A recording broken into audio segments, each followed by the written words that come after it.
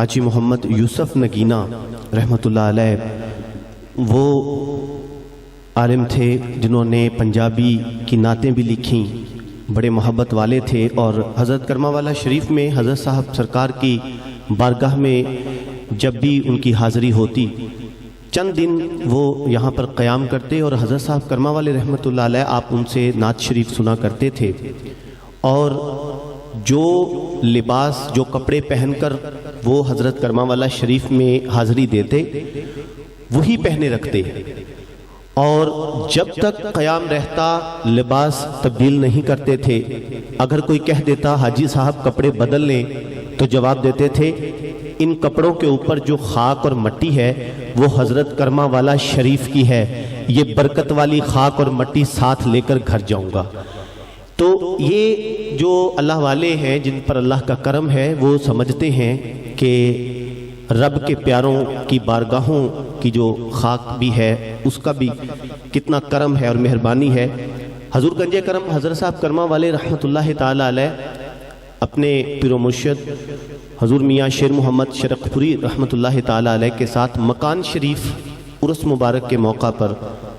آپ حاضری کے لیے گئے، اور حضرت میاں صاحب سرکار رحمۃ اللہ علیہ آپ تشریف لے جا رہے تھے تو رستے میں کچھ بچے کھیل رہے تھے، اور ان کے کھیلنے کی وجہ سے جو گرد تھی، خاک تھی، مٹی تھی، وہ اڑ رہی تھی۔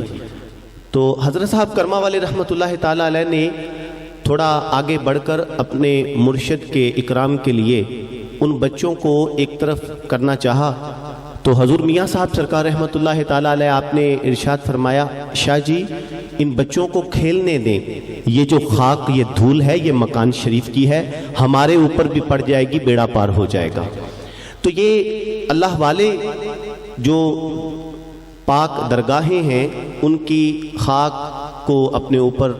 جو ان کے اوپر گر جائے وہ اس کو باعث برکت اور کرم کا باعث ہی سمجھتے ہیں،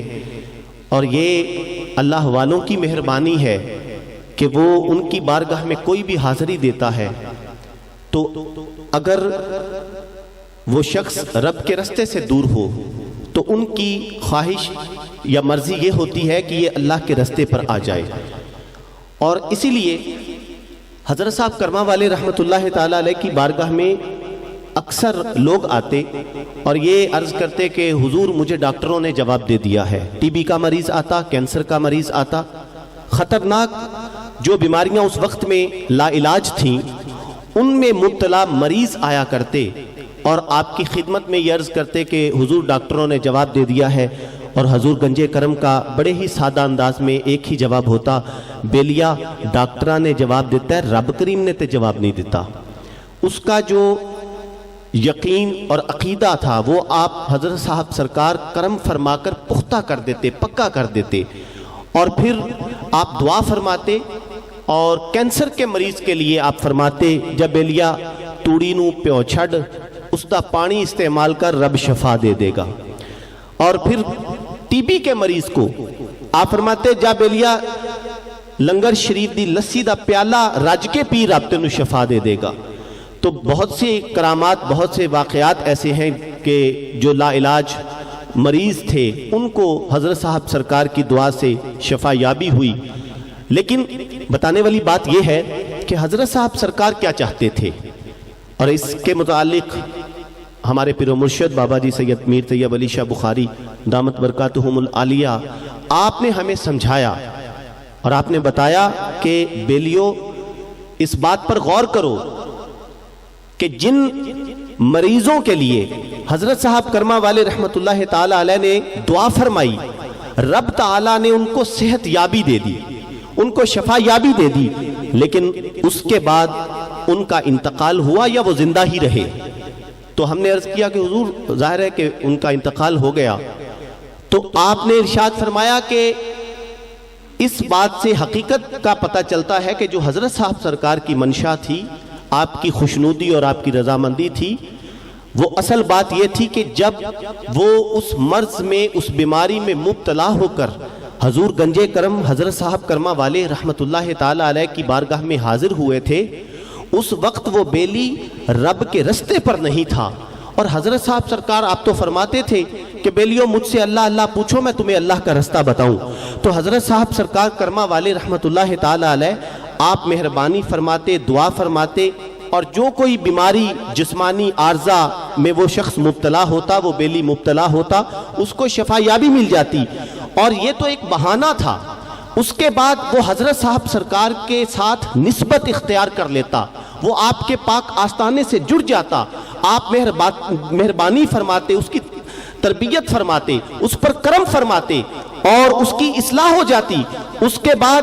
جب دوبارہ اس کی موت کا وقت آتا، کیونکہ موت کا وقت معین ہے، تو جب دوبارہ اس کی موت کا وقت آتا تھا، اس وقت اگر وہ اس دنیا سے رخصت ہوا تو اب وہ رب کے رستے سے ہٹا ہوا نہیں تھا، بلکہ رب کے رستے کے اوپر تھا. اب اس کا جو انتقال ہوگا تو رب تعالیٰ اس پر کرم فرمائے گا، اس کی بخشش بھی ہو جائے گی، شفاعت بھی ہو جائے گی. تو یہ حضرت صاحب کرما والے رحمت اللہ تعالیٰ علیہ کا کرم تھا. ہمارے پیر و مرشد بھی بابا جی سرکار آپ بار بار اس بات کی تاکید فرماتے ہیں،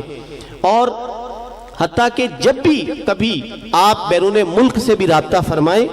تو آپ یہی فرماتے ہیں کہ میرے بیلیوں کو کہو کہ یہ تبلیغ کیا کریں، یہ تربیتی نشستوں میں شمولیت کیا کریں. تو میں آپ کی خدمت میں ایک مرتبہ پھر یہ عرض کرتا ہوں کہ ہمارے پیر و مرشد کا یہ بار بار آپ کا فرمان ہے، اور اس پر بیلی دل و جان سے لبیک کہتے ہوئے تبلیغ و تربیت کے لیے وقت دیں. اس مقصد کے لیے مجلس تبلیغ و تربیت کے بیلی جہاں سے آپ اندر آ رہے ہیں پنڈال میں محفل میں وہاں پر موجود ہیں، ان کو آپ نام لکھوا سکتے ہیں. جو بیلی 28 فروری تک یہاں قیام کریں گے، رکیں گے، ان کے لیے تربیتی نشست کا باقاعدہ ایک پروگرام بنا ہے، شیڈیول ہے، اس کے مطابق ان کی تربیت ہو رہی ہے. اور جو بیلی آج دعا کے بعد واپس گھر جانا چاہیں ان کے لیے ایک روزہ تبلیغ کا پروگرام ہے، وہ بھی اپنا نام لکھوا سکتے ہیں. میں آپ کی خدمت میں یہ عرض کروں گا